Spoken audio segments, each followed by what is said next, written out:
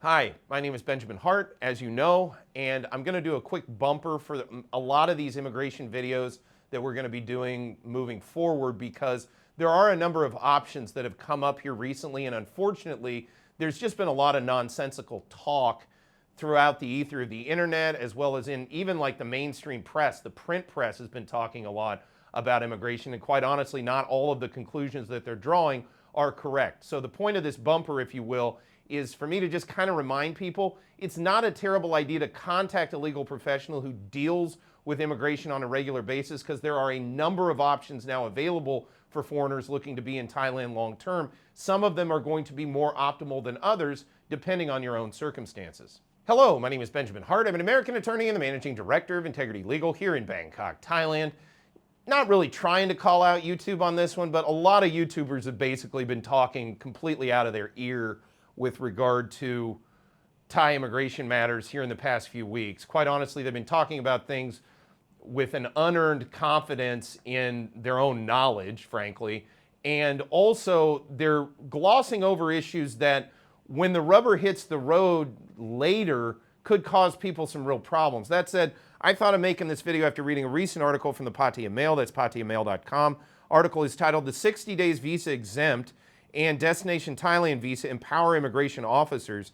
Quoting directly, the Deputy Director General emphasized the number of repeatable visa exempts will depend on individual immigration officers who have absolute discretion. Yeah, I've talked about this since the get-go.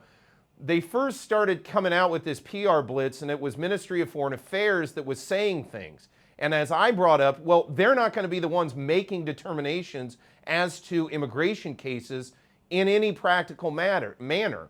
Yes, they issue visas at embassies and consulates abroad, very similar to the way the Department of State personnel deals with visas issued outside of the United States at embassies and consulates outside the USA. Same goes for Ministry of Foreign Affairs issuing visas at embassies and consulates outside of Thailand.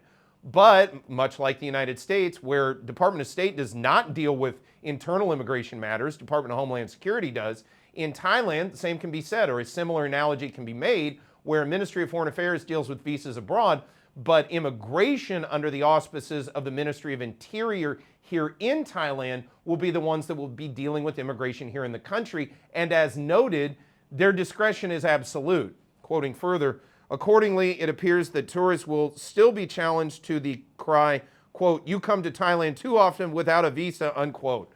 Yeah, fair point, actually. I thought of not reading that at first, and I'd say, well, it's a little snarky, but it's on point. Immigration officers do cry that out from time to time when they say, hey, you're coming into Thailand too much. You're not using a proper visa.